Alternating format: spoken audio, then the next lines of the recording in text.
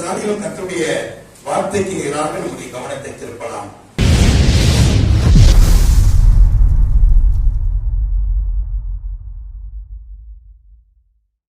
ஆமென்.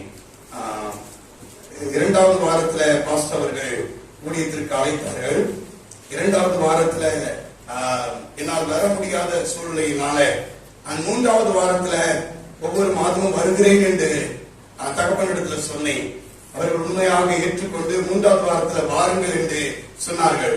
அவருடைய சமூகத்துல அமர்ந்து இந்த கல்லாறு சபையின் ஜனங்களுக்கு நான் என்ன வார்த்தையை சொல்ல வேண்டும் என்று ஜெபித்த பொழுது ஆண்டவர் சொன்னார், இந்த ஜனங்கள் ஆசீர்வதிக்கப்பட வேண்டும். அல்லேலூயா. ஆத்மா வாழ்வது போல எல்லாவற்றிலும் வாழ்ந்து சுகமா இருக்கும்படி வேண்டிக் கொள்கிறேன். ஆமென். இவர்கள் ரட்சிக்கப்பட்டவர்கள், இவர்கள் ஞானஸ்நானம் பெற்றவர்கள், இவர்கள் அபிஷேகத்தை பெற்றவர்கள், ஆண்டவருடைய சமூகத்தில் ஜெபிக்கிறவர்கள், ஆண்டவருக்காக பிரித்தெடுக்கப்பட்ட வாழ்க்கை வாழ்கிறவர்கள். ஒரு சிறிய கூட்டமாக இருந்தாலும் கர்த்தருக்காக வைராக்கியமாக வாழ வேண்டும் என்று சொல்லி அருமையான போதகர்கள் இந்த ஜனத்தை நடத்தி கொண்டு வருகிறார். இப்படிப்பட்ட ஜனங்கள் இந்த பூமியில கஷ்டத்தோட நெருக்கத்தோட இருக்கக்கூடாது. அவர்கள் ஆசீர்வதிக்கப்பட வேண்டும். அல்லேலூயா. உலக பழமொழி உண்டு, அருளில்லாருக்கு அவ்வுலகம் இல்லை, பொருள் இல்லாருக்கு இவ்வுலகம் இல்லை. அல்லேலூயா. அருள் இல்லைன்னா பரலோகம் இல்ல, பொருள் இல்லைன்னா பூலோகம் இல்ல. ஆனால் நம்முடைய ஆண்டவர் யார் தெரியுமா? அவர் இம்மையிலும் மறுமையிலும் நூறத்தினியன் ஆசீர்வாதங்களை கொடுக்கிறவர். கரங்களை கட்டி நன்றி சொல்லலாமா? இம்மையிலும் நம்மை ஆசீர்வதிக்கிறவர், இம்மையிலும் நம்மை பாக்கியவான்களாய் வைக்கிறவர், இம்மையிலும் நல்ல சுகத்தோடு வைக்கிறவர், நம்மளை சமாதானத்தோடு வைக்கிறவர், நோய் இல்லாமல் கடன் இல்லாமல் வாழ்ந்து சம்பூர்ணமாக சீர்திருக்க செய்கிறவர், மறுமையிலும் நித்திய ராஜ்யத்தை ஆலையிலுவை நமக்கு கொடுக்கிறவர். நிறைய பேர் இம்மையில நல்லா சுயித்து இருக்கான், ஆனா மறுமையில அவனுக்கு சங்குதான். மறுமையில அவனுக்கு சங்குதான். ஆனால் நீங்க அப்படி இல்ல, நானும் அப்படி இல்ல. இம்மையிலும் மறுமையிலும் நூறத்தினியான ஆசீர்வாதத்தை கொடுக்கிற ஜீவனுள்ள தேவனை செவிக்கிறதுனால கர்த்தர் இம்மையிலும் நம்மை ஆசீர்வதிப்பார், மறுமையிலும் நம்மை ஆசீர்வதிப்பார். அல்லேலூயா. நேரம் குறைவாக இருக்கிறதுனால ஒரு சில வசனங்களை உங்களுக்கு நான் சொல்லி காண்பித்து கொடுத்து விட்டு, நீங்கள் ஆசீர்வதிக்கப்பட்டவர்கள், நீங்கள் இந்த பூமியில ஆசீர்வாதத்தை பெற்றுக்கொள்ள வேண்டும், அதற்கான பொருளாதார செழிப்பை பெற்றுக்கொள்ள வேண்டும், அதற்காக தேவ பிள்ளைகள் என்ன செய்ய வேண்டும்? அல்லேலூயா. இந்த பொருளாதார செழிப்பை பெற்றுக் கொள்கிறதுக்கு நீ 41 நாள் உபவாசம் இருந்தாலும் 100 நாள் உபவாசம் இருந்தாலும் இந்த பொருளாதார ஆசீர்வாதம் உனக்கு என்ன செய்யாது? வராது. ஆனால் நீ விசுவாசிக்கும் பொழுது, ஆமென், கர்த்தருடைய வார்த்தையை கவனிக்கும் பொழுது நீங்கள் ஆசீர்வாதத்தை பெற்றுக்கொள்ளவே முடியும். நான் உங்களுக்காக காண்பித்துக் கொடுக்கிற வசனம் ஏசாயா 55ஆம் அதிகாரம். ஏசாயா எழுதின தீர்க்கதரிசன புத்தகம் 55ஆம் அதிகாரம் 1, 2, 3 வசனங்களை எடுத்து வாசிக்கலாம். முதலாவது 1வது வசனத்தை வாசிக்கலாம். ஓ தாகமாய் இருக்கிறவர்களே, நீங்கள் எல்லாரும் தண்ணீரண்டைக்கு வாருங்கள். பணம் இல்லாதவர்களே, நீங்கள் வந்து வாங்கி சாப்பிடுங்கள். நீங்கள் வந்து பணமும் இன்றி விலையுமின்றி திராட்சரசமும் பாலும் கொள்ளுங்கள். அல்லேலூயா. நம்முடைய பரிசுத்தவான்கள் எப்படி தெரியுமா? நம்முடைய ஊழியர்கள் எப்படி தெரியுமா? எந்த வசனத்தை கொடுத்தாலும் அல்லேலூயா அந்த வசனத்துல இருக்கிறத சொல்ல மாட்டாங்க. இதுல மறைந்திருக்கிற ஆவிக்குரிய ரகசியத்தை நான் சொல்லுகிறேன் என்று சொல்வார்கள். அல்லேலூயா. அப்படியே டைரக்டா பரலோகத்துக்கு போற பார்த்தீர்கள். அதை நான் எப்படி இந்த வேதத்தை படித்துக் கொண்டிருக்கிறேன் என்று சொன்னால், இருக்கிற வண்ணமாக முதலாவது நான் அதை தியானிக்கிறேன். ஹல்லேலூயா. இருக்கிற வண்ணமாக அதை நான் முதலாவது பேசுகிறேன். ஹல்லேலூயா. இரண்டாவது அதிலே மறைந்திருக்கிற ஆவிக்குரிய ரகசியத்தை நான் பேசுகிறேன். கரங்களை வைத்து சொல்லலாமா? இங்க என்ன இருக்கிற வண்ணமாக ஆவியானவர் எழுதி வைத்திருக்கிறார்? ஓ தாகமாய் இருக்கிறவர்களே, ஓ பணம் இல்லாதவர்களே, ஓ ஹல்லேலூயா பசியோடு இருக்கிறவர்களே, நீங்க எல்லாரும் என்னிடத்திற்கு என்ன செய்யுங்கள்? பாருங்கள். ஆமென். நீங்கள் வந்து 3 இடத்துல சொல்லப்பட்டிருக்கு. நீங்கள் எல்லாரும் தண்ணீரண்டைக்கு வாருங்கள்.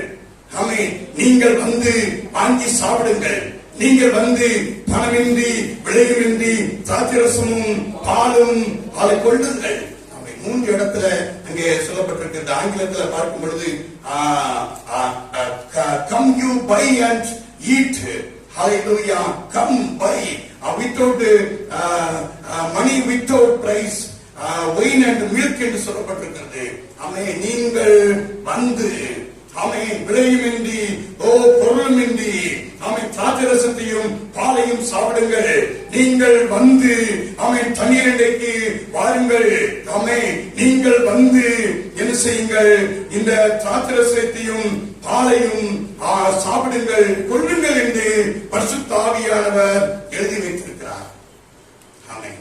யாருப்பா நமக்கு பணமும் இல்லாம விலையும் இல்லாம திராட்சரசமும் பாலையும் கொடுப்பாங்க? ஒரு காசு கூட இல்லாம கடையில போய் நின்று ஒரு பெப்சி கொடுங்க அண்ணாச்சி, ஒரு பெப்சி கொடுங்க, கொடுப்பாரு? அவரு நல்லா கொடுப்பாரு, நல்லா கொடுப்பாரு. ஆனால் வேதம் இந்த காரியத்தை ஆண்டுடைய பிள்ளைகளுக்கு சுட்டி காண்பிக்கிறது. ஓ தாகமாக இருக்கிறவர்களே, ஓ பணம் இல்லாதவர்களே, நீங்கள் வந்து வாங்கி சாப்பிடுங்கள். நீங்கள் வந்து பணமும் இன்றி விலையும் இன்றி திராட்சரசமும் பாலும் கொள்ளுங்கள். இஸ்ரவேல் தேசத்துல இந்த திராட்சரசம் ரொம்ப விலையேறப்பட்ட ஒரு பானம். அது எவ்வளவு நாட்கள் அதை ஊற வைத்து அதை செய்கிறார்களோ அதற்கு தக்க அதனுடைய விலை அதிகமாகிக் கொண்டே போகும். இந்த திராட்சரசம் ஒரு விலை மதிப்பற்ற ஒரு பொருள். அது அதிக பணம் கொடுத்து வாங்க வேண்டிய ஒரு காரியம். ஆனால் இந்த திராட்சரசத்தையும் இந்த பாலையும் நீங்க வந்து என்ன செய்யுங்க? பணமுமின்றி விலையுமின்றி அதை வாங்கி கொள்ளுங்கள், வாங்கி சாப்பிடுங்கள் என்று சொல்லி பரிசுத்த ஆவியானவர் இந்த வசனத்துல சொல்லுகிறதை பார்க்க முடிகிறது. அப்படி என்று சொன்னால் இந்த வசனத்துல ஹல்லேலூயா ஒரு காரியம் மறைந்திருக்கிறது. யாரோ ஒருவர் நமக்காக விளைக்கரையும் செலுத்திவிட்டார். யாரோ ஒருவர் நீங்களும் நானும் நன்றாய் புசிப்பதற்காக, நீங்களும் நானும் தாகமில்லாமல் நீங்களும் நானும் ஆசீர்வாதமாய் இருப்பதற்காக, சுகத்தோடு இருப்பதற்காக ஹல்லேலூயா ஒருவர் விளைக்கரையும் செலுத்திவிட்டார். ஒருவர் ஹல்லேலூயா அதற்கான பணத்தை அவர் அடைத்து விட்டார். அவர் யார் என்று சொன்னார்? மெய்யாகவே அவர் நம்முடைய பாடுகளை ஏற்றுக்கொண்டு நம்முடைய துக்கங்களை சுமந்தார். நாமோ தேவனால் அடிபட்டு பாதிக்கப்பட்டு சிறுமைப்பட்டவர் என்று எண்ணினோம். நம்முடைய மீறுதலின் நிமித்தம் அவர் காயப்பட்டு, நம்முடைய அக்கிரமங்களின் நிமித்தம் அவர் நொறுக்கப்பட்டார். நமக்கு சமாதானத்தை உண்டு பண்ணும் ஆக்கினை அவர் மேல் வந்தது. அவருடைய தழும்புகளால் குணமாகிறோம். இயேசு என்கிற ஒருவர் மனுக்குலத்தினுடைய வாழ்வுக்காக, இயேசு என்கிற ஒரு இரட்சகர் மனுக்குலத்தினுடைய வாழ்வுக்காக ஹல்லேலூயா பரலோகத்தின் மேன்மையை விட்டு இந்த உலகத்திற்கு இறங்கி வந்து நன்மை செய்கிறவராக சுற்றி திரிந்து கல்வாரி சிலுவையில அவர் ஜீவன் கொடுத்து விட்டார். கல்வாரி சிலுவையில உங்களுக்காக எனக்காக யாவையும் செய்து முடித்து விட்டார். ஹல்லேலூயா நம்முடைய பாவ சாப ரோகங்கள் மாறும்படியாக அவர் விலைக்கரையும் செலுத்தி விட்டார். அவர் ரத்தம் சிந்தி விட்டார். நம்முடைய சாபத்திற்கு முற்றுப்புள்ளி வைக்கும்படியாக, நாம் ஆசீர்வாதமாய் இருக்கும்படியாக அவர் சாபமாய் மாறிவிட்டார். நாம் தரித்திரத்தில் இருந்து ஐஸ்வர்யவானாய் உயர்த்தப்படும்படியாக அவர் தரித்திரமாய் மறித்து தொங்கினார், விலைக்கரையும் செலுத்திவிட்டார். அதனால்தான் பரிசுத்த ஆவியானவர் உங்களையும் என்னையும் அழைக்கிறார். ஓ தாகமாய் இருக்கிறவர்களே, ஓ பசியாய் இருக்கிற தேவ ஜனமே, நீங்கள் வந்து வாங்கி சாப்பிடுங்கள். நீங்கள் வந்து பணமின்றி விலையுமின்றி திராட்சரசத்தை பாலையும் கொள்ளுங்கள். யாரெல்லாம் இயேசுவண்டை ஓடி வருகிறார்களோ அவர்கள் தாகத்திக்கப்படுகிறார்கள். யாரெல்லாம் இயேசுவண்டை ஓடி வந்து ஹல்லேலூயா ஹல்லேலூயா ஆமென் தாவீதின் குமாரனே எனக்கு இறங்கும், இயேசு ஆண்டவரே என்னை ரட்சிக்கும் ரட்சியும் என்று அவர்கள் கேட்கிறார்களோ கர்த்தர் அவர்களுக்கு சுகத்தை கொடுக்கிறார். கர்த்தர் அவர்களுக்கு ஹல்லேலூயா ஆசீர்வாதத்தை அவர் கட்டளையிடுகிறவராக இருக்கிறார். சுருக்கமாக சொன்னார், கல்வாரி சிலுவையில இயேசு உங்களுக்காக எனக்காக யாவையும் செய்து முடித்து விட்டார். ஹல்லேலூயா. மனுக்குலத்தினுடைய வாழ்வுக்காக, மனுக்குலத்தினுடைய ஆசீர்வாதத்திற்காக, மனுக்குலம் சுகமாயிருப்பதற்காக, உனக்குள்ளும் சாபம் இல்லாமல் ஆமென் ஆசீர்வாதத்தோடு இருக்கும்படியாக, இம்மையிலும் மறுமையிலும் நூறத்தினே ஆசீர்வாதங்களை பெற்று வாழ்ந்து சுகித்திருக்கும்படியாக கல்வாரி சிலுவையில என் இயேசு அவர் விளக்கரையும் செலுத்தி விட்டார். கல்வாரி சிலுவையில என் இயேசு எனக்காக யாவையும் செய்து முடித்து விட்டார்.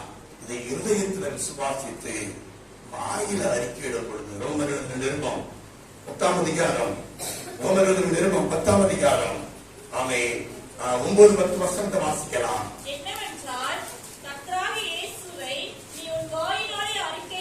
கர்த்தராகிய இயேசுவை உன் வாயினாலே அறிக்கையிட்டு தேவன் அவரை மரித்தோரிலிருந்து எழுப்பினார் என்று இருதயத்தில் விசுவாசித்தால் நீ ரட்சிக்கப்படுவாய்.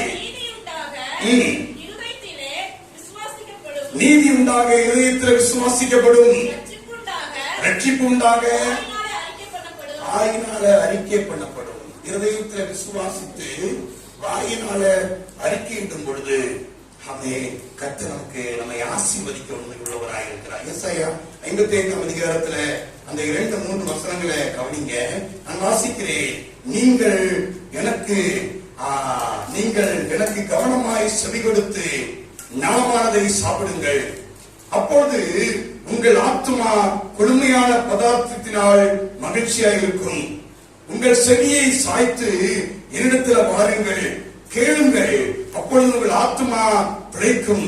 தாவீதுக்காக நிச்சயமான கிருபைகளை உங்களுக்கு நித்திய உடன்படிக்கையாக ஏற்படுத்துவேன். பரிசுத்த ஆவியானவர் 2 காரியத்தை, தாகமாக இருக்கிறவர்களை, பணமாக இருக்கிறவர்களை இலவசமாக வந்து நீங்க திராட்சரசத்தையும் பாலையும் வாங்கி சாப்பிடுங்கள் என்று சொன்னவர் 2 காரியங்களை இங்கே வசனங்களை சொல்கிறார். நீங்கள் எனக்கு கவனமாக செவி கொடுத்து நலமானதை சாப்பிடுங்கள், நீங்கள் செவியை சாய்த்து என்னிடத்துல வாருங்கள், கேளுங்கள், அப்பொழுது உங்கள் ஆத்துமா பிழைக்கும். 2 காரியங்கள். ஒன்று கவனமாய் கேளுங்கள், லிசன். ஒன்று கவனமாய் கேளுங்கள். 2வது உடைய செவியை சாய்த்து எனக்கு செவி கொடுங்கள். நீங்கள் மனம் வருந்தி செவி கொடுத்தால் தேசத்தின் நன்மையை புசிப்பீர்கள். கீழ்ப்படிய வேண்டிய காரியத்திற்கு நீங்கள் கீழ்ப்படியுங்கள். கர்த்தர் நம்முடைய பிள்ளைகள் ஆசீர்வாதத்தை பெற்றுக் கொள்வதற்கு வேதத்தில் சொல்லப்பட்டிருக்கிற வசனங்களை கொஞ்சம் கவனியுங்கள். அதை இருதயத்தில் விசுவாசியுங்கள், அதை வாயினாலே அறிக்கையிடுங்கள். அல்லேலூயா, அல்லேலூயா. ஆண்டவர் நமக்கு ஆசீர்வாதத்தை பெற்றுக் கொள்கிறதுக்கு நீ 40 நாள் எடுச்சணும். தண்ணி குண்ணி ஒண்ணு பிடிக்க கூடாது, அப்படியே படுத்து கிடக்கணும், சுருண்டு படுத்து கிடக்கணும். சொத்திரம் சொத்திரம் சொத்திரம் அப்படின்னு சொல்லிட்டு என்ன செய்யணும், அங்கேயே கிடக்கணும். அப்படி சொல்லவே இல்லை, சொல்லவே இல்லை. அல்லேலூயா. நீ புசியாமலும் குடியாமலும், அதெல்லாம் பழைய ஏற்பாடு. புசியாமலும் குடியாமலும் உன் சரீரத்தை ஒடுக்கி நொறுக்கி அப்பதான் உனக்கு ஆசீர்வாதம். சொல்லவே இல்லை. அல்லேலூயா. நீ இருதயத்தில் விசுவாசித்து வசனத்தை கவனித்து இருதயத்தில் விசுவாசித்து வாயினாலே நீ அறிக்கையிட்டால் போதும். என் சத்தத்திற்கு செவி கொடுத்து அதற்கு நீ கீழ்ப்படிந்தால் போதும். உபாகமத்தின் புத்தகம் 28ஆம் அதிகாரத்தை நீங்க முழுவதும் வாசி பார்க்கும் பொழுது அங்கே சொல்லப்பட்டிருக்கிறது, என் சத்தத்திற்கு உண்மையாக செவி கொடுப்பாயே என்றால் இங்கே கீழே சொல்லப்பட்டிருக்கிற ஆசீர்வாதங்கள் எல்லாம் உண்மை வந்து அளிக்கும். சத்தத்திற்கு செவி கொடுக்கிறதுனா என்ன? ஆண்டுடைய சத்தத்திற்கு கீழ்ப்படிய வேண்டிய காரியங்கள், கர்த்தருடைய வசனத்தை கவனித்து விசுவாசித்து அறிக்கையிட வேண்டிய காரியங்கள், கர்த்தருடைய வசனத்தை கவனித்து இருதயத்தில் விசுவாசித்து அதற்கு கீழ்ப்படிய வேண்டிய காரியங்களுக்கு கீழ்ப்படியும் பொழுது ஆண்டவர் இலவசமாக ரட்சிப்பையும் இலவசமாக அப்பாவுடைய ஆசீர்வாதத்தை கொடுத்து கர்த்தர் நம்மை ஆசீர்வதிக்க உண்மை உள்ளவராக. அல்லேலூயா. 2-3 வசனங்களை உங்களுக்கு நீங்கள் விசுவாசிக்கும்படியாக நான் உங்களுக்கு காண்பித்துக் கொடுக்க ஆசைப்படுகிறேன். ரொம்ப நான் பெரிய வசனங்கள் நான் சொல்ல, நமக்கு தெரிந்த வசனம் தான். நான் இயேசுவை ஏற்றுக்கொண்டதுனால, இயேசு கிறிஸ்துவுக்குள் வாழுகிறதுனால, அல்லேலூயா, நான் இயேசு கிறிஸ்துவுக்குள் யார்? எபேசியர் நிருபம் 1ஆம் அதிகாரம் 13ஆவது வசனத்தை கொஞ்சம் கவனிங்க. நீங்கள் ஆசீர்வதிக்கும்படியாக இதை கவனிங்க, வாசிங்க.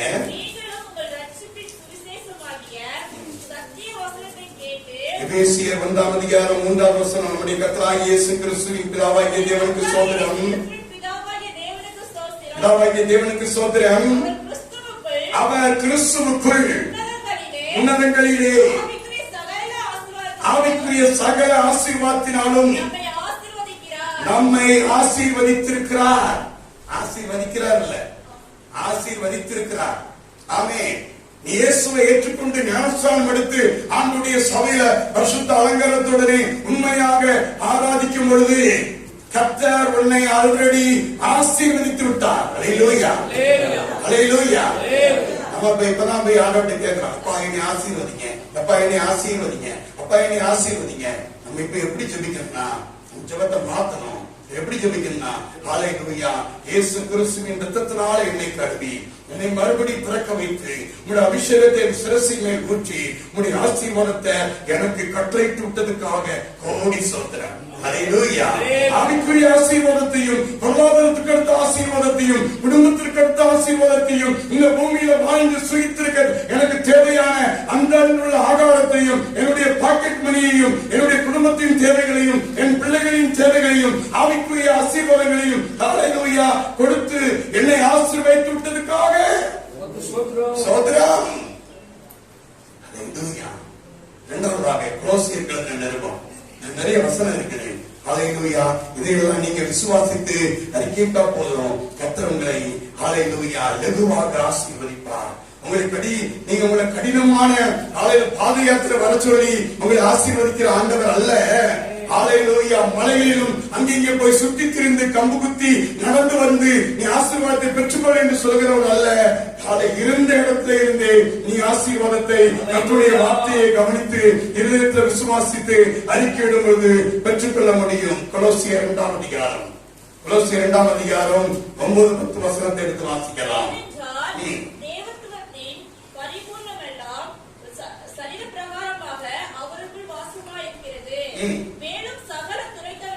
மேலும் சகல துரித்தனத்திற்கும் அதிகாரத்திற்கும் தலைவராயிருக்கிற அவருக்குள் நீங்கள் பரிபூர்ணமுள்ளவர்களாயிருக்கிறீர்கள். உங்களுக்கு எவ்வளவு புரிஞ்சிச்சுன்னு எனக்கு தெரியல. கொலோசியர் 1ஆம் அதிகாரம் 19ஆம் வசனம் பாருங்க. சகல பரிபூரணமும் அவருக்குள் வாசமாய் இருக்கிறது. சகல பரிபூரணமும், உலகத்தில் இருக்கிற எல்லா ஆசீர்வாதமும், உலகத்தில் இருக்கிற எல்லா நன்மையும், உலகத்தில் இருக்கிற எல்லா செல்வமும், பூமியும் அதன் நிறைவும், ஹல்லேலூயா, அதில் இருக்கிற குடிகளும் எல்லாம் கர்த்தருடையது. சகல பரிபூரணமும் அவருக்குள் வாசமாய் இருக்கிறது. கொலோசியர் 2க்கு மறுபடியும் வாங்க. தெய்வத்துவத்தின் பரிபூரணம் எல்லாம் சரீர பிரகாரமாக அவருக்குள் வாசமாய் இருக்கிறது. மேலும் சகல துரைத்தனத்திற்கும் அதிகாரத்திற்கும் தலைவராய் இருக்கிற அவருக்குள் நீங்கள் பரிபூர்ணம் உள்ளவர்களாய் இருக்கிறீர்கள். கரங்களை வைத்து சொல்லலாமா? நான் இயேசு கிறிஸ்துவுக்குள் வாழ்கிறேன், நான் இயேசு கிறிஸ்துவுக்குள் இருக்கிறேன். இயேசு கிறிஸ்துவுக்குள் சகல பரிபூரணமும் இருக்கிறது. அது அதிகாரமானாலும் துரைத்தனமானாலும் அதை பொருளாதாரமானாலும் எல்லா ஆவிக்குரிய ஆசீர்வாதங்கள் எல்லாம் இயேசு கிறிஸ்துவுக்குள் அது வாசமாய் இருக்கிறது. நான் இயேசு கிறிஸ்துவுக்குள் பரிபூரணமாய் இருக்கிறேன். ஹல்லேலூயா. எனக்கு பரிபூரணம் இல்லை, எனக்கு பரிபூரணம் இல்லை. இன்னும் சில இடங்கள்ல பிக்கல் படங்கள்லாம் நினைச்சது இருக்குது. ஆனால் நான் என்னுடைய அறிக்கை எப்படி சொல்ல வேண்டும்? இயேசு கிறிஸ்துவுக்குள் சகல ஆலயம் சகல பரிபூர்ணம் அவருக்குள் இருக்கிறது. நான் இயேசு கிறிஸ்துவுக்குள் இருக்கிறேன். நானும் இயேசு கிறிஸ்துவுக்குள் இருக்கிறதுனால, பரிபூர்ணமும் இயேசு கிறிஸ்துவுக்குள் இருக்கிறதுனால நான் பரிபூர்ணம் உள்ளவனாக இருக்கிறேன். ஆங்கிலத்தில் அழகாக சொல்லும் பொழுது, ஆங்கிலத்தில் and you are complete in him. எல்லாம் கம்ப்ளீட்.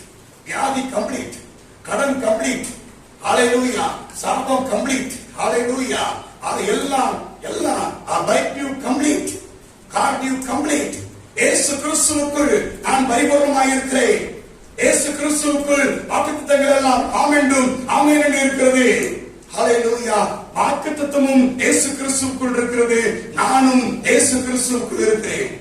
எடுத்துக்கொள்றது, கிருபையானது கொடுக்கிறது, விசுவாசமாக எடுத்துக்கொள்கிறது. நீ 100 வருஷம் விசுவாசியா இருந்து ஹல்லேலூயா நீ கர்த்தருடைய வசனத்தை விசுவாசிக்கிறதா ஓட்டாண்டியா தான் இருப்பாய். ஆனால் நான் இயேசு கிறிஸ்துவுக்குள் இருக்கிறேன். ஆசீர்வாதங்கள் எல்லாம் இயேசு கிறிஸ்துவுக்குள் இருக்கிறது. இயேசு என்கிற நாமத்துல ஹல்லேலூயா.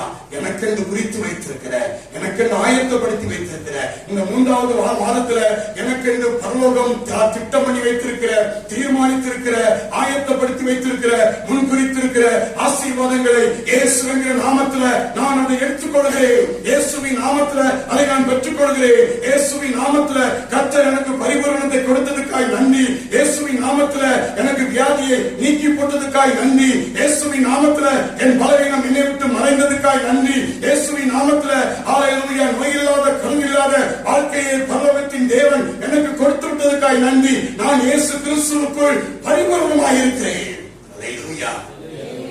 இந்த ஜெபமும் இந்த அறிக்கையும் தான் உங்களை ஹல்லேலூயா ஆண்டுடைய ஆசீர்வாதத்தை லகுவாக பெற்றுக்கொள்ள செய்யும். 3வதாக 2 கொரிந்தியர் 8ஆம் அதிகாரம் 9ஆம் வசனத்தை வாசிங்க.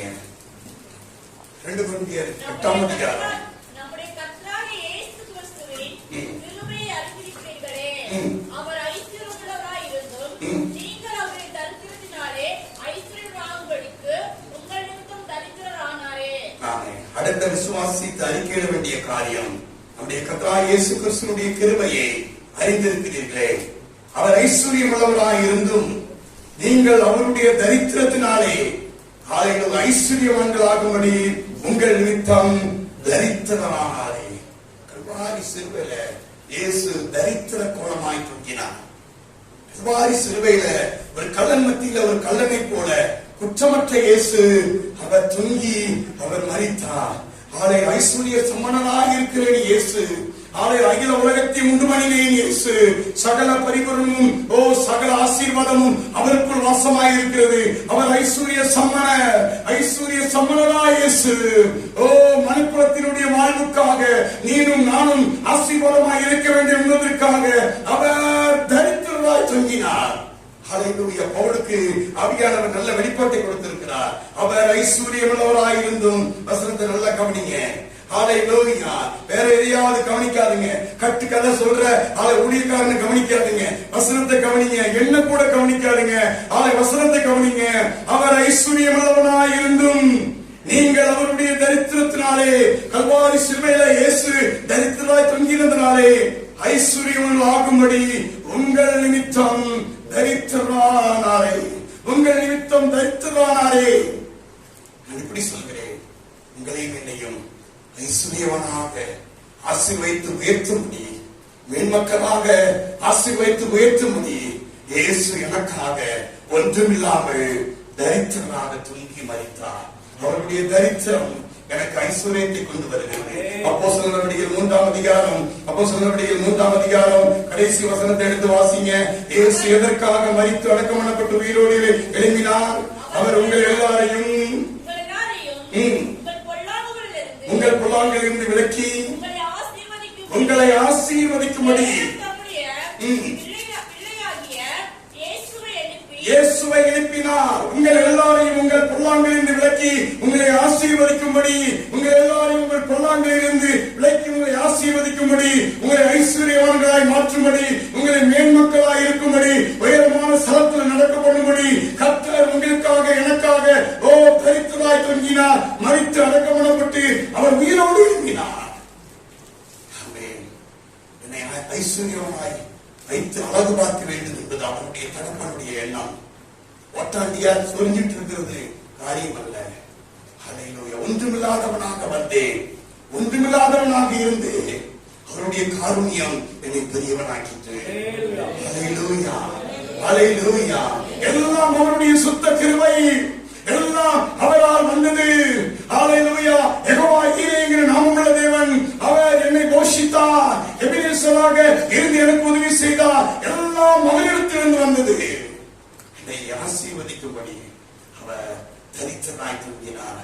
என்னை ஆசீர்வதிக்கும்படி மரித்து அடக்கம் பண்ணப்பட்டு உயிரோட அவர் எழுப்பினார். அவை இன்னொரு வசனம், ரோமர் 8ஆம் அதிகாரம், ரோமர் 8ஆம் அதிகாரம் 32ஆம் வசனம். அவை ரோமர் 8:32. நம்முடைய சொந்த குமாரன் என்று பாராமல் நாம் எல்லாருக்காகவும் அவரை ஒப்புக் கொடுத்தவர் அவரோடு கூட மற்ற எல்லாவற்றையும் நமக்கு அருளாதிருப்பது எப்படி? நம்முடைய அவருடைய சொந்த குமாரன் என்று பாராமல் நம்ம எல்லாருக்காக அவருடைய குமாரனாகிய இயேசுவை ஒப்புக் கொடுத்தவர். ஹல்லேலூயா. அவரோடு கூட மற்ற எல்லாவற்றையும் அருளாதிருப்பது எப்படி? பவுல் இந்த இடத்துல இந்த மற்ற எல்லாவற்றையும் என்கிற பதத்தை பயன்படுத்துகிறதுக்கு காரணம், இந்த வசனத்தை மாத்திரம்தான் நம்ம பரிசுத்தவான்கள் என்ன செய்ய முடியாது, அதுக்கு விளக்கம் சொல்ல முடியாது. என்ன விளக்கம்? ஆவிக்குரிய விளக்கம் சொல்ல முடியாது. அதுக்கு சொன்னாலும் சொல்லுவாங்கப்பா. ஆனால் பவுல் இந்த இடத்துல பர்டிகுலரா சொல்லுகிற காரியம் ஆண்டவருடைய பிள்ளைகளுடைய ஆசீர்வாதத்திற்காக, இந்த உலகத்திற்குரிய ஆசீர்வாதத்திற்காக, இந்த உலகத்திற்குரிய சம்பத்திற்காக அவர் இந்த வசனத்தை அவர் பயன்படுத்துகிறார். சொந்த குமாரன் என்று பாராமல் நம்ம எல்லாருக்காக அவரை ஒப்புக் கொடுத்தவர், நம்ம எல்லாருக்காக ரத்தம் சிந்தினவர், நம்ம எல்லாருக்காக தரித்திரமாய் தங்கினவர், நம்ம எல்லாருக்காக யாவற்றையும் செய்து முடித்தவர். அதோடு கூட அவரோடு கூட மற்ற எல்லாவற்றையும் இந்த பூமியில நான் வாழ்ந்து சுகித்திருக்கும்படி, நான் ஆசீர்வாதமாய் இருக்கும்படி மற்ற எல்லாவற்றையும் அருளாதிருப்பது எப்படி? பூமிக்குரிய அத்தனை ஆசீர்வாதமும் இந்த வசனத்திற்குள்ளாக இருக்கிறது. எனக்கு ஒரு வீட்டை ஆண்டவர் அருளாதிருப்பது எப்படி? எனக்கு ஒரு வாகனத்தை ஆண்டவர் எனக்கு அருளாதிருப்பது எப்படி? நாமே சொல்லியாச்சுன்னா நிறைய விடைக்காரர்கள் சொல்லிருப்பாங்க, பொருளாசை பிடிச்சிட்டு பாஸ்டர் ஆண்டர்சனுக்கு ரொம்ப பணாசை வந்துட்டு, ஹல்லேலூயா. ஆமென். பணாசை வந்து நான் கோட்டை கோட்டையா கட்டி, ஹல்லேலூயா இல்ல, கர்த்தர் எனக்கு ஒரு ஆசீர்வாதத்தை கொடுத்தா, ஹல்லேலூயா, நான் அவருக்காக என் உயிருள்ள நாளெல்லாம் ஆண்டவருடைய ராஜ்யம் கட்டுவேன். எனக்காக வீடு கட்டுறதுக்காக அல்ல, ஆண்டவருடைய பணத்தில இருந்து ₹1 காசை கூட எடுத்து நான் என் வீட்டை கட்டுகிறது இல்ல. ஹல்லேலூயா. ஆண்டவருடைய திருந்து பெற்றுக்கொண்ட காணிக்கையை எடுத்துக்கொண்டு ஆண்டவருடைய ராஜ்யத்தை கட்டும்படியாக நான் ஓடுகிறேன், நான் உழைக்கிறேன். சொந்த குமாரன் பாருங்கள், ஹல்லேலூயா, எனக்காக ஜீவன் கொடுத்தவர். அதோடு கூட இந்த பூமியில நாம் வாழ்ந்து சுகித்திருக்கும்படி எனக்கு ஆசீர்வாதத்தை அருளாதிருப்பது எப்படி? தேவ பிள்ளைகளுக்கு அவர் நிச்சயமாக ஆசீர்வாதத்தை அருள் செய்வார். 2 கொரிந்தியர் 1:3. 2 கொரிந்தியர் நமது கர்த்தராகிய இயேசு கிறிஸ்துவின் பிதாவாகிய தேவனும் இரக்கங்களின் பிதாவும் சகலவிதமான ஆறுதலின் தேவனுமாய் இருக்கிறவருக்கு ஸ்தோத்திரம். 2 பேதுரு சொன்னா நம்முடைய வாசிங்க 2 பேதுரு 1:3. தம்முடைய மகிமையினாலும் காருண்யத்தினாலும் நம்மை அழைத்தவரை அறிகிற அறிவினாலே ஜீவனுக்கும் தேவபக்திக்கு வேண்டிய யாவற்றையும் அவருடைய திவ்ய வல்லமை நமக்கு தந்தருளுகிறது. 2ஆக பிரித்து படிக்கிறேன். ஜீவனுக்கு வேண்டிய யாவற்றையும், தெய்வ பக்திக்கு வேண்டிய யாவற்றையும் ஆண்டவருடைய திவ்ய வல்லமை, அழைத்தவரை அறிகிற அறிவினாலே ஆண்டவருடைய திவ்ய வல்லமை நமக்கு தந்தருளுகிறது. நான் இந்த பூமியில வாழ்ந்து சுகித்திருக்கும்படி, ஜீவனம் பண்ணும்படி எனக்கு வேண்டிய யாவற்றையும், நான் ஆண்டவருடைய ஊழியத்தை செய்யும்படி, கர்த்தருடைய ராஜ்யத்தை கட்டும்படி, கர்த்தருக்காக ஹல்லேலூயா கொடுக்கும்படி, தேவ பக்திக்கு வேண்டிய யாவற்றையும் ஆண்டவருடைய திவ்ய வல்லமை எனக்கு தந்தருளுகிறது. ரத்தத்தினால் கழுவப்பட்ட எனக்கு, அவருடைய நாமம் தரிக்கப்பட்ட எனக்கு, அவருடைய சபையில் இருந்து ஆராதிக்கிற எனக்கு ஜீவனுக்கு வேண்டிய யாவற்றையும், தேவத்துக்கு வேண்டிய யாவற்றையும் ஆண்டவருடைய திவ்ய வல்லமை எனக்கு தந்தருளுகிறதுக்காக ஸ்தோத்திரம். ஹல்லேலூயா, ஹல்லேலூயா, ஆமென்.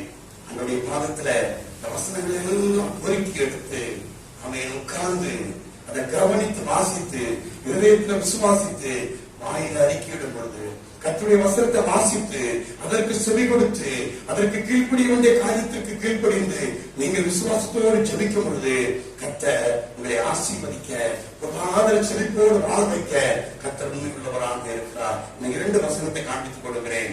ஹல்லேலூயா, ஆமென். பிலிப்பியர் எழுதின நிருபம் 4ஆம் அதிகாரம் 19வது வசனம். தெரிந்த வசனம் தான். என் தேவன், பிலிப்பியர் 4:19. என் தேவன் தம்முடைய ஐஸ்வரியத்தின்படி உங்கள் குறைவையெல்லாம் கிறிஸ்து இயேசுவுக்குள் மகிமையிலே நிறைவாக்குவார். கிறிஸ்து இயேசுவுக்குள் மகிமையிலே நிறைவாக்குவார். அவன் ஊழியத்தினுடைய ஆரம்பத்தில் சொல்லும்போது சொல்கிறான், நான் பாதையில் அநேக குறைச்சலுக்குள்ளாக நான் காணப்பட்டேன். நான் எனக்கு வாழ்ந்திருக்கும் தெரியும், தாழ்ந்திருக்கும் தெரியும், அநேக சபையிலிருந்து உதவியை பெற்றுக் கொண்டேன். கடைசியாக 18ஆம் வசனத்தில் சொல்கிறான், எல்லாம் எனக்கு கிடைத்திருக்கிறது, பரிபூர்ணமும் உண்டாயிருக்கிறது என்று சொல்லிட்டு நான் திருப்தி அடைந்திருக்கிறேன். அப்படியே சொல்லிட்டு அவர் சொல்கிறார், என் தேவன் தம்முடைய ஐஸ்வர்யத்தின்படி உங்கள் குறைவுகளை எல்லாம் கிறிஸ்து இயேசுவுக்குள் மகிமையில நிறைவாக்குவார்.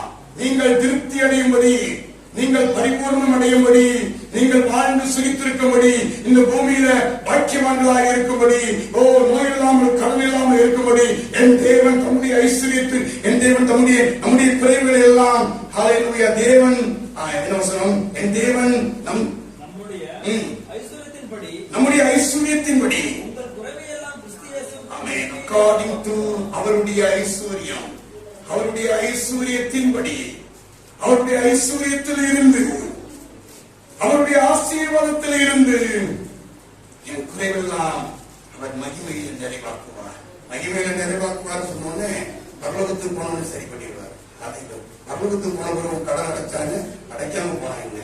ஹல்லேலூயா, ஆமென். என் தேவன் அவருடைய ஐஸ்வர்யத்தில் இருந்து என் குறைவை எல்லாம் அவர் மகிமையில் நிறைவாக்குவார். என் குறைவிலெல்லாம் அவர் நீக்கி போடுவார். அவருடைய ஐஸ்வர்யத்தில் இருந்து அதை எடுத்து எனக்கு தந்து எனக்கு பரிபூர்ணம் அடைய செய்வார். சங்கீதத்தின் புஸ்தகம் 23:1. சங்கீதத்தின் புஸ்தகம் 23:1. கர்த்தரின் மேய்ப்பராய் இருக்கிறார், நான் தாட்சி அடையேன். கர்த்தரின் மேய்ப்பராய் இருக்கிறார், நான் அவருடைய ஆடாய் இருக்கிறேன். இயேசு கிறிஸ்துவை குறித்து வேதம் சொல்கிறது, அவன் நல்ல மேய்ப்பன்.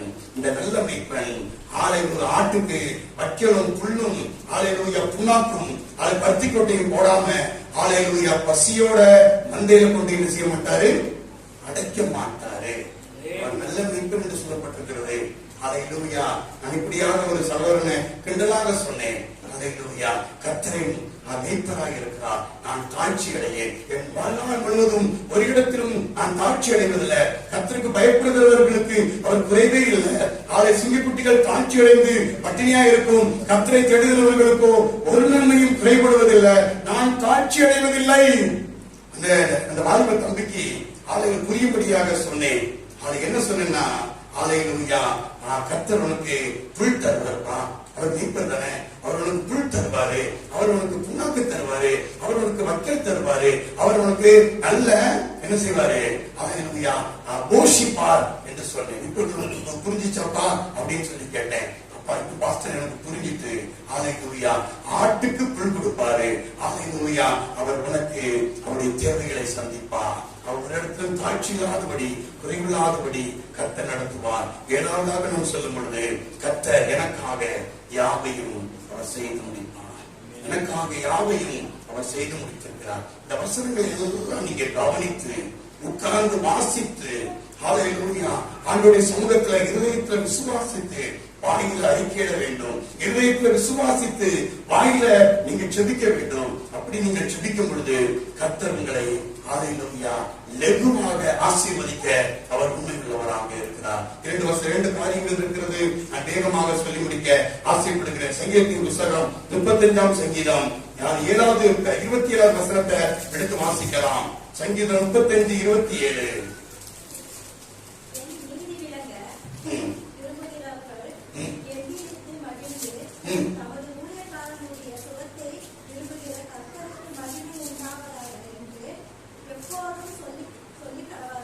ஊழியக்காரனுடைய சுகத்தை விரும்புகிறவர்கள் கர்த்தருக்கு மகிமை உண்டாவதாக என்று எப்பொழுதும் சொல்ல கடவர்கள். நான் உங்களுக்கு 7 வசனத்தை உங்களுக்கு காண்பித்து கொடுத்திருக்கிறேன். நீங்கள் ஆசீர்வாதமாக இருக்கும்படி 7 வசனம். இன்னும் என்னிடத்துல நிறைய வசனங்கள் இருக்கிறது, சொல்ல நேரம் இல்லை. இந்த 7 வசனங்களை உங்களுக்கு காண்பித்து கொடுத்திருக்கிறேன். நீங்கள் ஹல்லேலூயா எப்பொழுதும் இதை கர்த்தருக்கு மகிமை உண்டாவதாக என்று சொல்லி எப்பொழுதும் சொல்ல கடவர்கள். கர்த்தர் மீட்பராக இருக்கிறார், நான் ஒரு இடத்திலும் தாட்சியடையேன், என் தேவன் தம்முடைய ஐஸ்வரியத்தின்படி என் குறைகளெல்லாம் அவர் மகிமையில நிறைவாக்குவார், நான் இயேசு கிறிஸ்துவுக்குள் பரிபூர்ணம் உள்ளவனாக இருக்கிறேன். ஆலை சிங்கக்குட்டிகள் தாட்சி அடைந்து பட்டினியாயிருக்கும் கர்த்தரை தேடுகிறவர்களுக்கோ ஒரு நன்மையும் குறைபடாது. என் தேவன் தம்முடைய அல்லேலூயா சொந்த குமாரன் பாராமல் நம்ம எல்லாருக்காக அவர் ஒப்புக் கொடுத்தவர், அதோடு கூட மற்ற எல்லாவற்றையும் எனக்கு அருளாது இருப்பது எப்படி? இயேசு எனக்காக தரித்திரராக தொங்கி மரித்தார், என்னை ஐஸ்வர்யவானாய் மாற்றும்படி அவர் தரித்திரவானாரே, அவருடைய தழும்புகளாலே நாங்கள் குணமாகிறோம். ஆமென். கர்த்தருக்கு மகிமை உண்டாவதாக எப்பொழுதும் சொல்ல கடவர்கள். என்ன செலவு? ஒரு செலவு கிடையாது. என்ன பாடு? ஒண்ணும் கிடையாது. கர்த்தருடைய வசனத்தை எடுத்து இருதயத்துல கவனித்து வாசித்து இருதயத்துல வச்சு அதை வாயில சொன்னா போதும், வாயில அறிக்கையிட்டா போதும், அதை ஜெபித்தா போதும். கர்த்தரை நிறைவாக ஆசீர்வதிக்க உண்மையுள்ளவராக இருக்கிறார். 2 காரியத்தை நான் வேகமாக சொல்லி முடிக்க ஆசைப்படுகிறேன். 3வது, நீங்கள் பொருளாதார செழிப்பில ஆசீர்வாதமாக இருக்க விரும்பினால், அல்லேலூயா, பாஸ்டர் அதை தசமாவும் கேட்டுட்டாரு, பாஸ்டர் அதை பணம் கேட்டுட்டாரு, அவருக்கு பணாசு அதிகமாயிட்டு, அல்லேலூயா அப்படின்னு சொல்லி நீங்கள் தூக்கி தெரியாதபடிக்கு நீங்கள் பொருளாதார விஷயத்துல அல்லேலூயா சம்பூர்ணமான ஆசீர்வாதத்தை பெற்றுக்கொண்டு இந்த பூமியில பாக்கியவான்களாக இருக்க விரும்பினால், ஆமே 2 கொரிந்தியர் கட்டாயம் அல்ல, விரும்பினால் 2 கொரிந்தியர் 9ஆம் அதிகாரம் 8வது வசனத்தை எடுத்து வாசிங்க, வேகமாய் வாசிங்க. நீங்கள் எல்லாவற்றிலும் எப்பொழுதும் சம்பூர்ணம் உள்ளவர்களாகும்படி, மேலும் நீங்கள் எல்லாவற்றிலும் எப்பொழுதும் சம்பூர்ணம் உள்ளவர்களாயும் சகலவித நற்கிரியைகளை பெருக்கிறவர்களாய் இருக்கும்படிக்கு தேவன் உங்களிடத்தில் சகலவித கிருபையையும் பெருக செய்ய வல்லவராய் இருக்கிறார். 10வது வசனம், விதைக்கிறவனுக்கு விதையையும் புசிக்கிறதுக்கு ஆகாரத்தையும் அளிக்கிறவர் உங்களுக்கு விதையை அளித்து அதை பெருக பண்ணி நீதியின் விளைச்சலை வர்த்திக்க பண்ணுவார். அல்லேலூயா. 12ஆம் வசனம் பின்பகுதி சொல்கிறது, நீங்கள் எவ்விதத்திலும் சம்பூர்ணமுள்ளவர்களாக இருப்பீர்கள். அல்லேலூயா. சொல்லுங்க பார்க்கலாம். விதைக்காம இருக்க முடியாது. ஆமென். கர்த்தருக்காக கொடுக்காம நீங்கள் பரிபூர்ணத்தை பெற்றுக்கொள்ள முடியாது. ஆமென். உங்களுக்கு கொடுத்திருக்கிற அல்லேலூயா காரியத்துல கர்த்தருக்கு தசமபாகத்தை நீங்கள் விதைப்பீர்கள் என்று சொன்னார். பாஸ்டருக்காகவோ சபைக்காகவோ அல்ல எனக்காகவோ அல்ல. அல்லேலூயா. ஆமென். கடந்த 20 ஆண்டுகளாக அல்லேலூயா தசமபாக காணிக்கைகளை ஒன்றை கூட நான் எடுத்து ஒரு சொக்கா கூட என்ன செய்யறது இல்லை, வாங்கறது இல்லை. அல்லேலூயா. எனக்கு சொக்கா வாங்கி கொடுக்கிறதுக்கு அநேக சகோதர சகோதரிகளை கர்த்தர் கொடுத்திருக்கிறார். அதை இந்த தசமமாக காணிக்கையதான் எடுத்து நான் சோக்கு பண்ணணும்னு சொல்லிட்டு கர்த்தருடைய ஊழியத்துக்கு என்ன செய்யல வரல. நிறைய ஒரு தப்பு கணக்கு போட்டுட்டு இருக்கிறான். அல்லேலூயா. ஆமே. நீங்கள் எல்லாவற்றிலும் எப்பொழுதும் சம்பூர்ணமாகும்படிக்கு உங்களிடத்துல சகலவித கிருபைகளை அல்லேலூயா பெருக செய்ய வல்லவராக இருக்கிறார். விதைக்கிறவனுக்கு விதையையும் புசிக்கிறதுக்கு ஆகாரத்தையும் அளிக்கிறவர் உங்களுக்கு விதையை அளித்து அதை பெருக பண்ணி நீதியின் விளைச்சலை வர்த்திக்க செய்வார். நீங்கள் எவ்விதத்திலும் சம்பூர்ணமுள்ளவர்களாக இருப்பீர்கள். நீங்கள் கர்த்தருக்காக விதைத்து பாருங்கள், கர்த்தருக்காக தசமபாகத்தை கொடுத்து பாருங்கள், ஆண்டவருடைய ராஜ்யம் கட்டுவதற்காக கொடுத்து பாருங்கள். விதைத்து பாருங்கள். 30, 60, 100மாக அதை விளைவு செய்வார். நீங்க அமுக்கி பிடிக்கி சரிந்து விழுகிற அளவுக்கு கர்த்தர் சம்பூர்ணமாய் ஆசீர்வதிப்பார். உன் நாட்டு செய்கிற தொட்டி எண்ணெய் எல்லாம் ஆசீர்வதிக்கப்படும். ஆமே. உன் போக்கை வார்த்தையும் கர்த்தர் ஆசீர்வதிப்பார். உன்னை வாழாக்காமல் கர்த்தர் அதை உன்னை மேலாக்குவார். நீ கீழாகாமல் மேலாவார். நீ ஆண்டவருடைய ஆசீர்வாதத்தை பெற்றுக் கொள்வார். சம்பூர்ணமாய் எல்லா இடத்திலும் சம்பூர்ணத்தை கர்த்தர் உனக்கு கட்டளையிடுவார். கொடுக்காம என்ன செய்ய முடியாது? அறுக்க முடியாது. விதைக்கிற நாள்ல தூங்கிட்டா அறுக்கிற நாள்ல ஆள் தேவையில்லையா? விதைக்கிற நாள்ல நல்லா படுத்து தூங்கிட்டு அவன் 100 நாளாச்சு 120 நாளாச்சு அறுக்க போவோம்னா ஒண்ணு இருக்காது. அல்லேலூயா. விதைத்தால் தான் அறுக்க முடியும். கர்த்தருக்கு கத்தருக்கு கொடுத்தால்தான் நீங்கள் சமூகத்தின் எல்லைகளை அதை அடைய முடியும். அன்றைய நாமத்திற்கு மகிமை உண்டாகட்டும். ஒரு தம்பிக்கு 13 ஆண்டுகளாக குழந்தை இல்லை. நாங்க சபையாக பாஸ்டர் உண்டு, சபையாக அதை ஊழியர்கள் எல்லாரும் போய் இந்த குடும்பத்தில் போய் ஒரு நாள் உபவாசம் பண்ணோம். அதை ஒரு சிஎஸ்சி சபை தம்பி சிஎஸ்ஐ பாஸ்டர்லாம் வந்து ஒரு குடும்பத்துக்காக தலைகளை நின்று உபவாசம் பண்ணி அந்த குடும்பம் ரட்சிக்கப்படணும், அந்த குடும்பம் அந்த குழந்தையை பெற்றுக்கொள்ளணும் அப்படின்னு சொல்லி ஜெபிக்கிற பரிசுத்தவான்கள் பார்த்ததே இல்லை. ஹல்லேலூயா. நம்முடைய ஊழியர்கள் எல்லாரும் போய் இந்த குடும்பத்துல ஒரு நாள் உபவாசம் பண்ணி அவர்களுக்காக ஆண்டவரிடத்துல அவருடைய இரக்கத்திற்காக மன்றாடினோம். 14 ஆண்டுகள் கழித்து கர்த்தர் அந்த மகனுக்கு ஒரு ஆண் குழந்தையை கர்த்தர் கொடுத்தார். ஜெபிக்க போவதற்கு முன்பாக கொண்டையம்பாளையத்துல அந்த கட்டுமான பணிக்கு ஷீட் போடுறதுக்காக 25,000 ரூபாய் அவர் காணிக்கை கொடுத்திருந்தார். ஹல்லேலூயா. அதற்கு பிறகு தான் நீங்களை ஜெபிக்க போட்டிருந்தார். நான் ஜெபிக்க போயிருந்தோம். கர்த்தர் அந்த மகனுக்கு அற்புதம் செய்தார். அது எவ்வளவு பெரிய புண்ணியம் தெரியுமா? அது 2 வருஷம் கழிச்சோம் குழந்தை கொடுத்தத யாரும் எனக்கு கூட சொல்லல. ஹல்லேலூயா. ஊர்ல இருந்து இப்படி இந்த தம்பிக்கு குழந்தை கிடைச்சிருக்கு அப்படின்னு சொல்லிட்டு வந்த பிறகு நான் இந்த தம்பிக்கு போன் பண்ணி நான் மறந்துட்டேன் பாஸ்டர் அப்படின்னு லெகுவாக சொன்னான். ஹல்லேலூயா. அதனால மற்ற சபையில் இருக்கிற அந்த ஜனங்களுக்கு ரொம்ப ரிஸ்க் எடுத்து தலைமுத்தி போய் என்ன செய்யறதுல செபிக்க விரும்புகிறது இல்ல. நம்முடைய ஜனத்திற்காக, நம்முடைய சபையிலிருந்து ஆராதிக்கிற ஜனத்திற்காக ஹல்லேலூயா கடினமாக பிரயாசப்பட்டு செபித்து விடுதலையும் ஆசீர்வாதத்தையும் ஆமென் பெற்றுக் கொடுக்க நான் அதிகமாக விரும்புகிறேன்.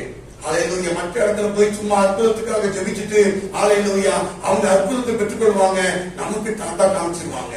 ஹல்லேலூயா. கர்த்தர் கண்டு நீங்கள் கொடுங்கள். கர்த்தர் உங்களை ஆசீர்வதிக்க அவர் உண்மையுள்ளவராக இருக்கிறார். ஒரே ஒரு சம்பவத்தை நான் சொல்லி முடிக்க ஆசைப்படுகிறேன். அவருடைய நாமத்திற்கு மகிமை உண்டாகட்டும். யோவான் எழுதின சுவிசேஷம் 22ஆம் அதிகாரத்திற்கு வாங்க. யோவான் எழுதின சுவிசேஷம் 21ஆம் அதிகாரம். 21ஆம் அதிகாரம். ஆமென். அதுல பாருங்க, இயேசு கிறிஸ்து மரித்து அடக்கம் பண்ணப்பட்டு அவர் உயிரோட எழும்பிட்டாரே. அவர் உயிரோட எழும்பினதுனால இப்போ சீஷர்களுக்கு ஹல்லேலூயா ஊழியத்துல வேலை இல்லை, இயேசு இல்லைங்கிறதுனால அவர்களுக்கு ஊழியம் இல்லை. ஆமென். வீட்டிலிருந்து இயேசு இல்லாமல் இவர்களுக்கு நல்ல சாப்பாடு இல்லை. ஹல்லேலூயா. இவர்களுக்கு வேலை வெட்டி இல்லை. ஹல்லேலூயா. எல்லா உபசரணை இல்லை. ஆமென். இயேசு இல்லப்பா, நம்ம பழைய குருடி கதவு திருடின்னு சொல்லிட்டு நம்ம வேலைக்கே போயிடலாம்னு சொல்லிட்டு இந்த பேதுருவும் மற்ற சீஷர்களும் மறுபடியும் மீன்பிடிக்க அவர்கள் சென்று விட்டார்கள். இப்பொழுது வாசிக்கலாம். ஆமென். 21ஆம் அதிகாரம் 3ஆவது வசனத்திலிருந்து வாசிங்க. சீமோன் பேதுரு மற்றவர்களை நோக்கி மீன்பிடிக்க போகிறேன் என்றான். அதற்கு அவர்கள் நாங்களும் உடனே கூட வருகிறோம் என்றார்கள். அவர்கள் புறப்பட்டு போய் உடனே படவில் ஏறினார்கள். அந்த ராத்திரியிலே அவர்கள் ஒன்றும் பிடிக்கவில்லை. அந்த ராத்திரியில ஒன்றும் பிடிக்கல. இயேசு இல்லாம வலை போட்டு மீன் கிடைக்காது. இயேசு இல்லாம ஹல்லேலூயா நீ பிரயாசப்பட்டா ஒன்னும் கிடைக்காது. இயேசு இல்லாம நீ உழைத்தால் ஒரு பிரயோஜனமும் இருக்காது. அற்ப பிரயோஜனம் உலகத்துக்காரனுக்கு இருக்கும், உனக்கு ஒரு மீன் கூட என்ன செய்யாது, கிடைக்காது. இயேசு இல்லாமல் நீங்கள் வாழவே முடியாது. வாசிங்க. விடிய காலமான பொழுது இயேசு கரையிலே நின்றார். இயேசு என்று சீஷர்கள் அறியாது இருந்தார்கள். இயேசு அவர்களை நோக்கி பிள்ளைகளே, ஏதாவது உங்களிடத்தில் உண்டோ, குசிப்பதற்கு ஏதாவது உங்களிடத்தில் உண்டோ என்றார். அதற்கு அவர்கள் ஒன்றுமில்லை என்றார்கள். இப்படி சொன்னாங்க. ஏசப்பா ஒண்ணும் இல்ல, ஏசப்பா ஒண்ணும் இல்ல, நீங்க இல்ல, அதனால என்கிட்ட ஒண்ணும் இல்ல, என் பர்ஸ் எல்லாம் எம்டி. இயேசு இல்ல, பர்ஸ் எம்டி. இயேசு இல்ல, குடும்பம் சமாதானம் இல்ல. இயேசு இல்ல, குடும்பத்துல சுகம் இல்ல. இயேசு இல்ல, தொழில ஒண்ணும் இல்ல. இயேசு இல்ல, சபையில ஒண்ணும் இல்ல, ஊழியத்துல ஒண்ணும் இல்ல. ஆண்டவரே ஒன்றுமில்லை என்று சொன்னார்கள். இயேசு உடனே என்ன சொல்றாரு? அப்பொழுது அவர் நான் படிச்சிருவேன். அப்பொழுது அவர், நீங்க படகுக்கு புறப்புறமாக வலையை போடுங்கள், அப்பொழுது உங்களுக்கு அகப்படும். அப்படியே அவர்கள் போட்டு திரளான மீன்கள் அகப்பட்டதினால இழுக்க மாட்டாதிருந்தார்கள். இயேசு அதை வலப்புறமாக வலையை போடுங்க சொல்றாரு. கீழ்ப்படுகிறாங்க, அதை வலப்புறமாக வலையை போடுகிறாங்க. ஆமென். திரளான மீன்களை அவர்கள் பிடிக்கிறாங்க. ஹல்லேலூயா. தொடர்ந்து நீங்க படிச்சு கொண்டு பார்த்தீங்கன்னா அது இயேசு என்று சொல்லி பேதுரு அறிந்து கொண்டு ஹல்லேலூயா அங்கே தண்ணியில குதிக்கிறவனாக அவன் காணப்படுகிறான். 9வது வசனத்துல இருந்து நீங்க பார்ப்பீர்கள் என்று சொன்னார். ஹல்லேலூயா. வாசிங்க 9, 10 11 வாசிங்க. அவர்கள் கரையிலே வந்திருக்கிற போது கரி நெருப்பு போட்டிருக்கிறதை அதன் மேல் மீன் வைத்திருக்கிறதையும் அப்பத்தையும் கண்டார்கள். மீன் வைத்திருக்கிறதையும் அப்பத்தையும் கண்டார்கள். இயேசு அவர்களை நோக்கி இப்பொழுது பிடித்த மீன்களில் சிலவற்றை கொண்டு வாருங்கள் என்றார். 12 வசனத்தை நான் வாசிக்கிறேன். இயேசு அவர்களை நோக்கி, வாருங்கள், போஜனம் பண்ணுங்கள் என்றார். நாமத்திற்கு மகிமை உண்டாகட்டும். 13 வசனம், இயேசு வந்து அப்பத்தையும் மீனையும் எடுத்து அவர்களுக்கு கொடுத்தார். நாமத்திற்கு மகிமை உண்டாகட்டும். ஓ தாகமாக இருக்கிறவர்களே, ஓ பணமில்லாதவர்களே, நீங்கள் வந்து பணமுமின்றி விலையுமின்றி வாங்கி சாப்பிடுங்கள், திராட்சரசத்தையும் பாலையும் வாங்கி சாப்பிடுங்கள் என்று சொன்ன பரிசுத்த வேதம் இங்கு வைத்திருந்த இயேசு ஹல்லேலூயா இல்லாமல் இவர்கள் மறுபடியும் மீன் பிடிக்க போகிறார்கள். ராம் முழுவதும் பிரயாசப்பட்டு வலையை போட்டார்கள். இயேசு கேட்கிறார், ராம் முழுவதும் மீன் பிடிச்சிங்களப்பா, ஏதாவது உண்டா என்று கேட்கிறார். புசிப்பதற்கு ஏதாவது உண்டா என்று கேட்கிறார். ஒன்றுமில்லை என்று சொல்கிறார்கள். வலையை வலப்பக்கமா போடுங்க, கிடைக்கும் என்று சொன்ன பொழுது வலப்பக்கமாய் போட்டு மீன்களை பிடிக்கிறார்கள். இயேசு கரையில ஹல்லேலூயா நின்று மீனை பொறித்துக் கொண்டிருக்கிறார். அப்பத்தையும் மீனையும் வைத்துக் கொண்டிருக்கிறார். ஹல்லேலூயா. அவர்கள் இறங்கி வந்த பொழுது இயேசு அவர்களை பார்த்து சொல்கிறார், வைத்திருந்த இயேசு அவர்களை பார்த்து சொல்கிறார், வாருங்கள், போஜனம் பண்ணுங்கள். ஆமென். வாருங்கள், நீங்கள் வந்து போஜனம் பண்ணுங்கள், இலவசமாக போஜனம் பண்ணுங்கள். அடுத்தபடியாக சொல்கிறார், நீங்கள் வந்து 13வது வசனம், நீங்கள் வந்து அப்பத்தையும் மீனையும் எடுத்து ஹல்லேலூயா அவர்களுக்கு கொடுத்தார். நம்முடைய நாமத்திற்கு மகிமை உண்டாகட்டும். நீங்க மீன் குழம்பு வச்சிருக்கீங்களா? மீனை உடனே வாங்கி கடையில இருந்து வாங்கின உடனே அப்படியே தூக்கி என்ன செய்ய முடியாது, குழம்புல தூக்கி போட முடியாது. அதுக்கு செதில் எல்லாம் என்ன செய்யணும், எடுக்கணும். அம்மா சிரிக்கிறாங்க, செதில் எல்லாம் எடுக்கணும், பொறுமையா செதில் எடுக்கணும். இயேசு இந்த சீஷர்களுக்காக கரையில் உட்கார்ந்து செதில், நான் இப்படி கற்பனை பண்ணுறேன், செதில் எடுத்தார்.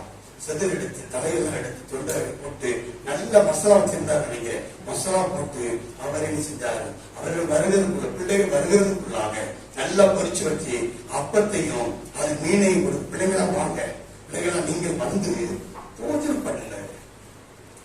பணம் இல்லாதவர்களே, தாகமாயிருக்கிறவர்களே, நீங்க எல்லாரும் வாங்க. வருத்தப்பட்டு பாரம் சுமக்கிறவர்களே, எல்லாரும் இடத்துல வாருங்கள்.